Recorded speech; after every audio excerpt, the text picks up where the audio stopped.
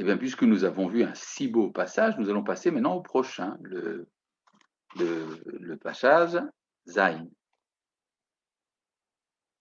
Excusez-moi, Atid, Rav, je peux poser une question? et bien sûr, Sur l'éloignement peut-être de la faute et donc de la vie.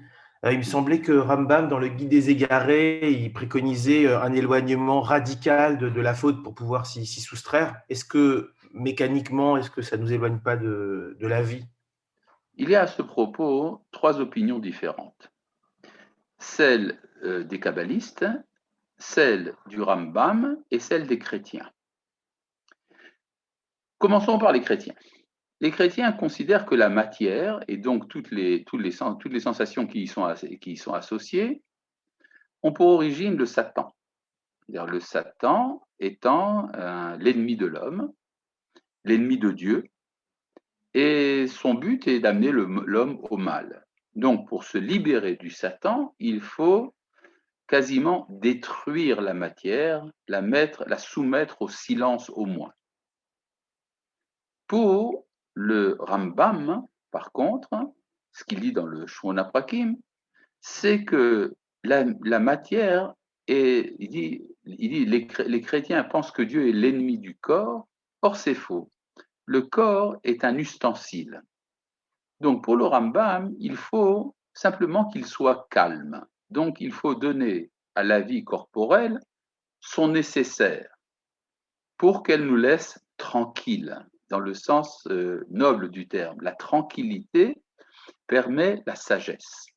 Et c'est la sagesse qui va nous attirer, qui va nous faire adhérer à Dieu. Donc pour le Rambam, le monde se divise en deux, le monde profane et le monde de la sainteté. Le monde profane, c'est le matériel, et le monde de la sainteté, c'est le spirituel, pour le Rambam. Évidemment, pour le Rambam, il est important que le matériel soit satisfait. Donc, c'est ça qu'il dit quand il dit qu'il faut s'éloigner des plaisirs de la vie dans le Guide des égarés. Là-bas, il s'exprime de manière un peu plus extrémiste. Il ramène Aristote qui dit que la sensation corporelle, c'est la honte de l'homme. Mais ce que veut dire le Rambam là-bas, c'est le fait de s'adonner dans sa vie uniquement au plaisir. En réaction à ces paroles du Rambam, vous avez la réaction violente des kabbalistes, celle du Ramban dans Igeret HaKodesh, dans l'épître de la sainteté, dans laquelle il explique très largement et très profondément, en se basant également sur des sources kabbalistiques, que la vie conjugale, c'est l'expression de l'absolue sainteté. Or, paradoxalement, étant donné que les kabbalistes ont pour but de révéler la sainteté dans tous les domaines de l'existence, c'est pour ça qu'ils demandent de traverser des périodes justement d'ascèse.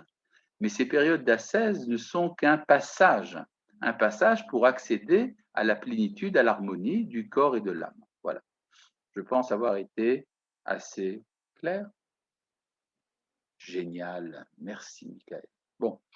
Eh bien, nous allons passer, puisque c'est comme ça, au paragraphe Zayn. Bon. Atid yegale et apeliot shel gvurat hateshuva.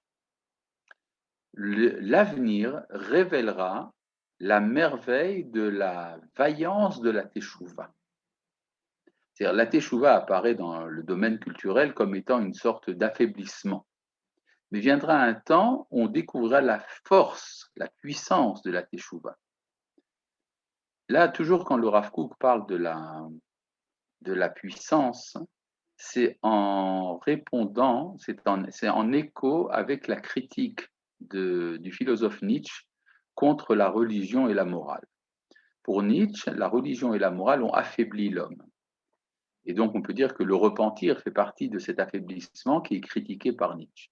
Mais ce que dit le Rav Kook dans plusieurs passages, c'est que tout cela n'est qu'une déformation des valeurs profondes de la spiritualité, et qu'en vérité, la teshuva, c'est elle qui donne la puissance à l'homme. Donc, l'avenir révélera la merveille de la vaillance de la teshuva. Viye gilouizé, et cette révélation-là,